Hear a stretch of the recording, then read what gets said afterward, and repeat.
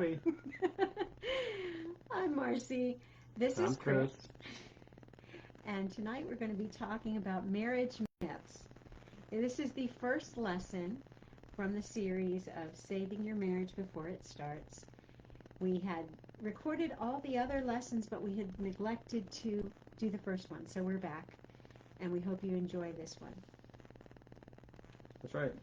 So our icebreaker for tonight is going to go maybe into somebody's favorite area.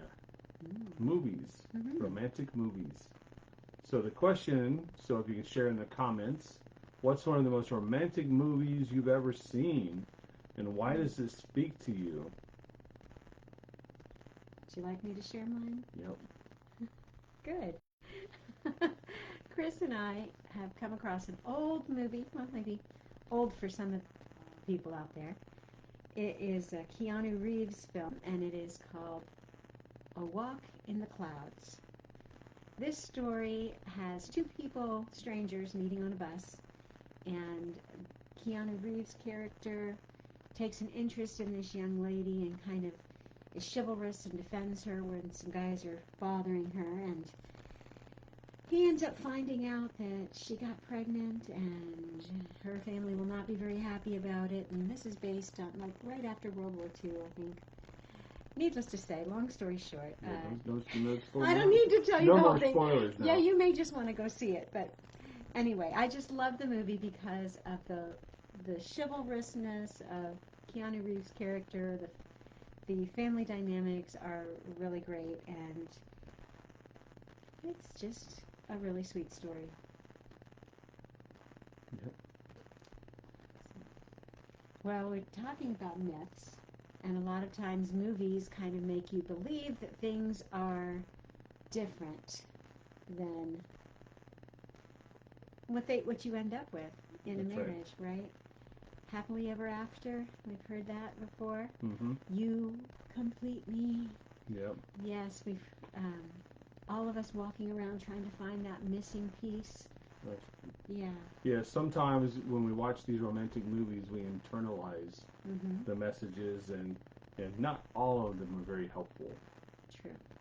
So we're going to explore some of those myths tonight, and there are so many of them, but these are some 4 common myths that are covered tonight. So these myths shape our expectations, often without even us realizing it.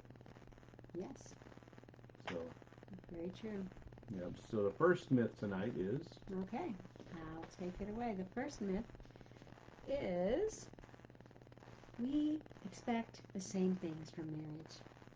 As Chris and I were discussing this topic, you might guess that male and female, we're so different to begin with. So obviously, going into marriage, we may have different expectations, different things that we're looking for in the marriage. We're talking to our younger son today, and he kind of made a joke about, yes, getting married so someone will make him a sandwich.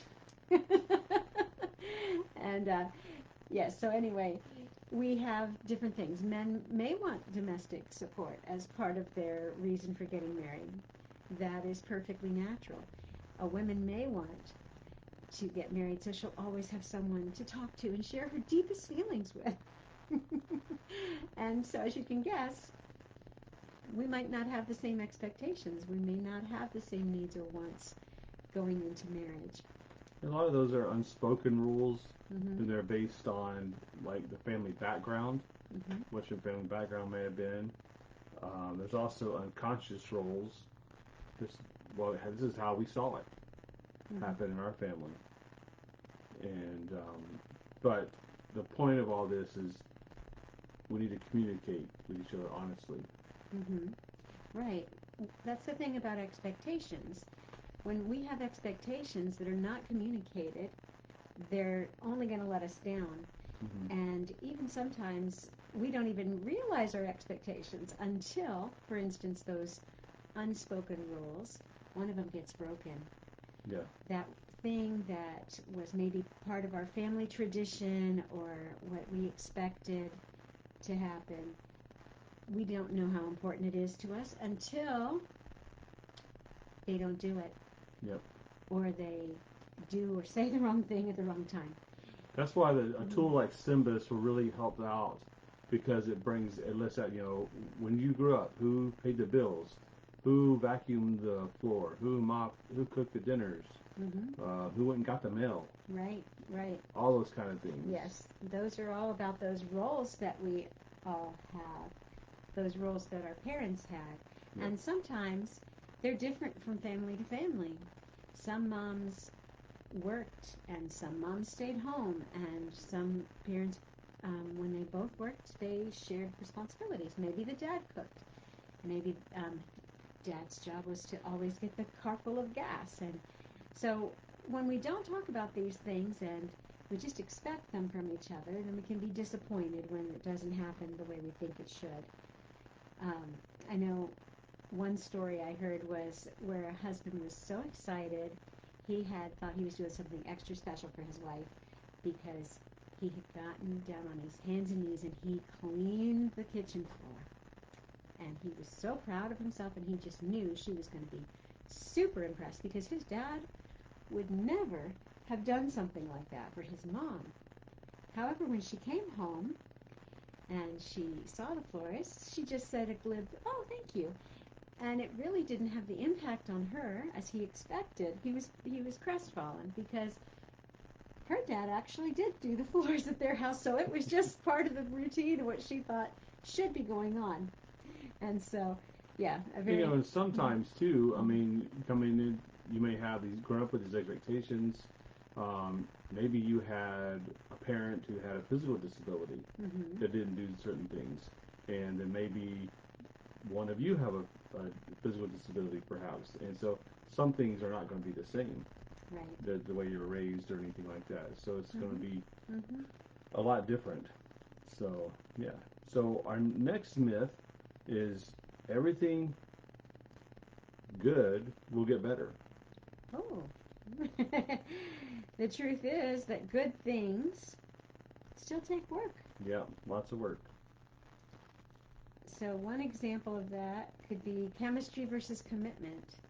I know a lot of times when everything is new, maybe it does seem a little bit easier because there's so much excitement because I don't really know anything about you and I'm learning all these things, and new is exciting.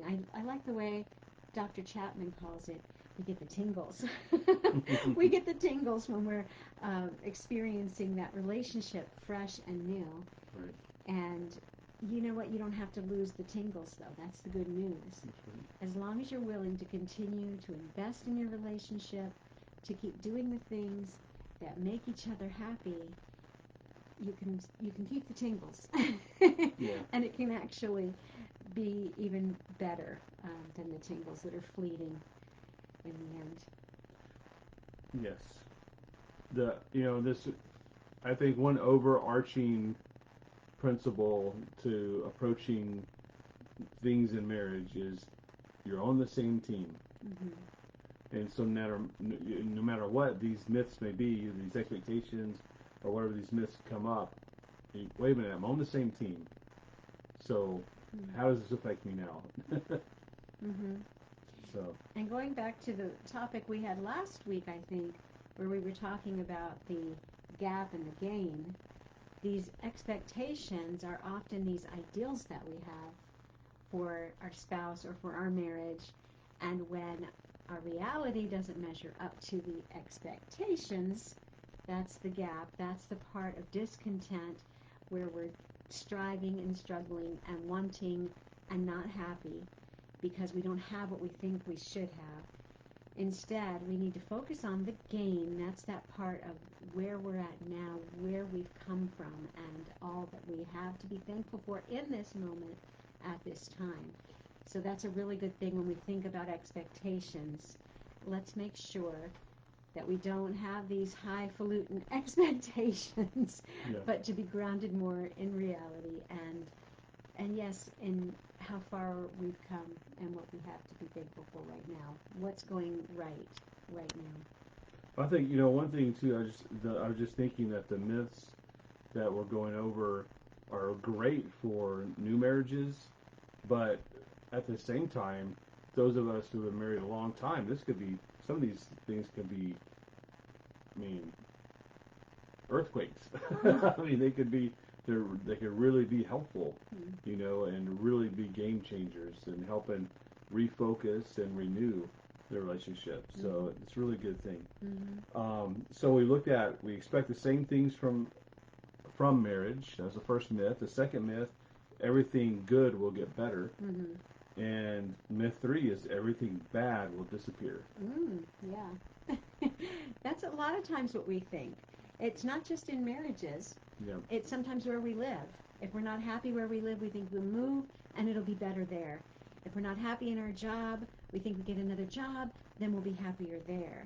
But the truth is, we take our problems with us wherever we go. Right. And so just getting married is not going to fix anything. And in fact, if there were problems, you're probably going to, the pressure cooker of marriage is probably going to bring those things right out to the surface even more so. And it's just like having children are going to bring out your character flaws. Marriage does the same kind of thing. Right. And as individuals, we should be constantly, of course, seeking God, pursuing Him in that vertical relationship so that we can have the good relationships horizontally with each other. So we should constantly, as individuals, be seeking to grow personally and get our healing, because we're not going to, and I think that's going to lead into the next myth here. Yes, we're not going to, go ahead. Yeah, so the next one is my spouse will make me whole. Right, and that's like the quote I said earlier, you complete me. And that's a nice thought, and yes, we do complement each other, we should. Chris has strengths that I don't have, and I have strengths that he doesn't have, and so we do complement each other. But as we're going to talk about a little bit further yet, we're not over dependent on one another, okay? And we don't expect our spouse to meet all of our needs, because no human being can. So as we're saying, continue to seek that relationship with God and focus on Him, because He is going to be the only one that can truly satisfy you. You know, one thing Dr. Parrott says, if you try to build intimacy before getting whole on your own, all your relationships become an attempt to complete yourself. So that's one really good benefit to, you know, try to get those things healed. And, be the person that you want to be.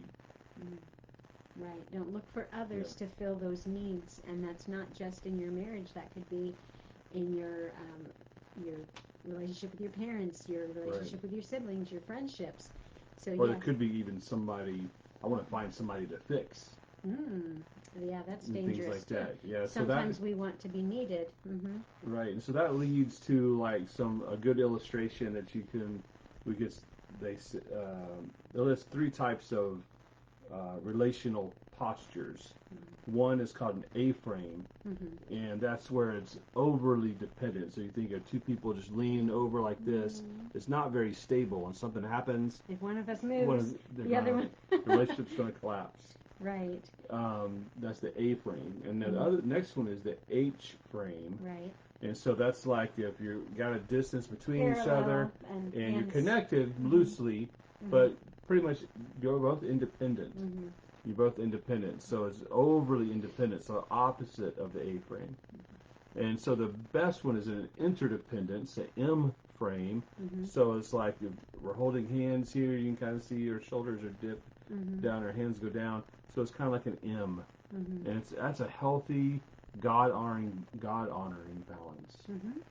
Right. So to go over this just a little bit more in depth, with the A-frame, that is really very relationship-centered. And instead of the individuals having their own self-esteem and confidence in their own selves, they depend a lot on the other person. And so that's why if one person moves away, then the other person can take a tumble. They're just too dependent on one another, and that's not healthy. But as Chris was saying with the H-frame, the overly independent, they don't really even need each other at all. Right. There's barely any connection, and that's not good either. So that M frame is the best model that we have in regards to the interdependence, that although we are both very confident and have great self-esteem and we can take care of ourselves, we still encourage and support and rely on one another in different areas. And that is the way God would want us to be interdependent on each other. All right, so that completes the four common myths.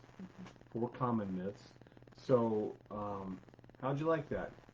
Did you ever fall into any of those? So I hope maybe this is give you a little bit of a clue of where maybe that might be a myth. I need to take those thoughts captive and correct those with God's help. Yes. So we will look at some different. Hopefully, you've been exposed to some different ideas tonight, or maybe just renewed on some different of these ideas for marriage.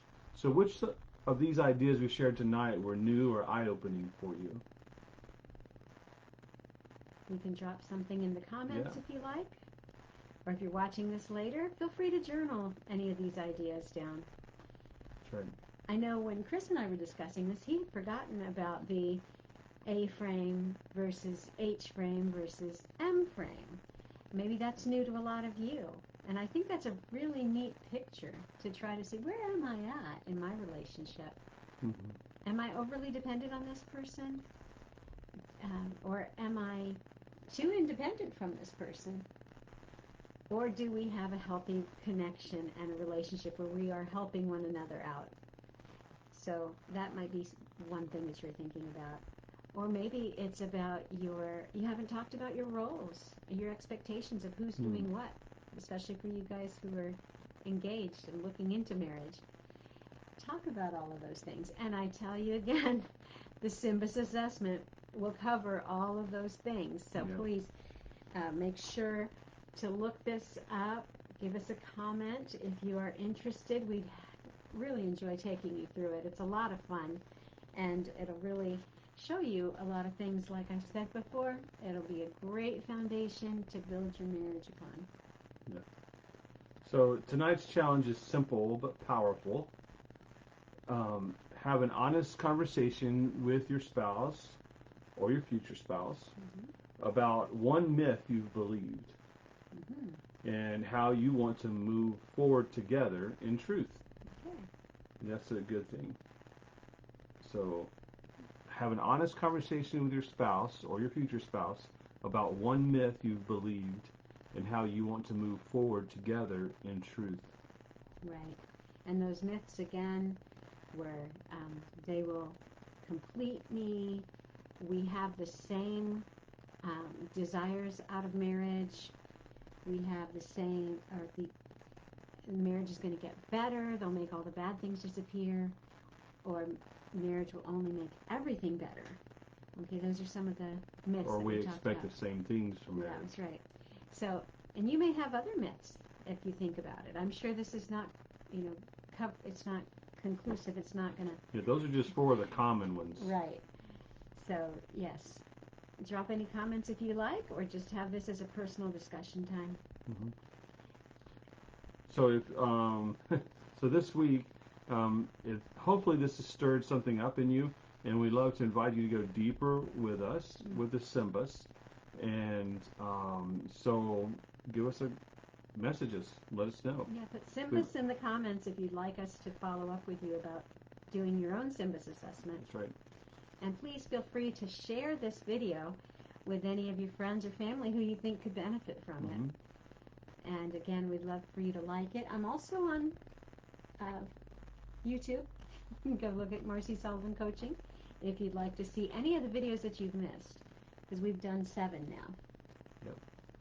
So we will be having other events coming up in the future. So if you really like what you've been watching with us, we hope you've enjoyed it. We'll be doing more. We have some other classes to do online, and so we'd love to have you join us and to have your input. So anyway, hope you're having a great evening together. Hope you have some courageous conversations tonight with your spouse and try to discover some of those myths. And hope you have a great night. Thanks for joining us. See you later. Bye.